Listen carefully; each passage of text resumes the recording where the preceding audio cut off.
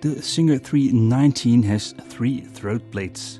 The straight stitch throat plate, the all-purpose throat plate, and this third throat plate. In this video I'm going to show you how to remove and change such a plate.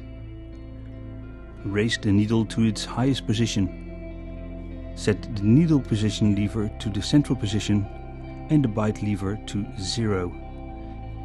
It is recommended to remove the foot, but it is not necessary to do so. Tilt the machine head slightly with your right hand. At the same time, press the rounded part of this plate from underneath with your left hand.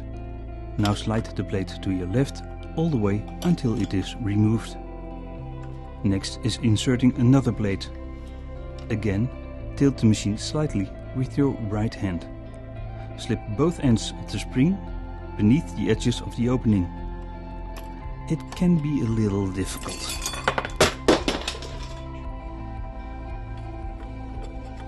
Slide the plate over the V-dogs and now you're good to go.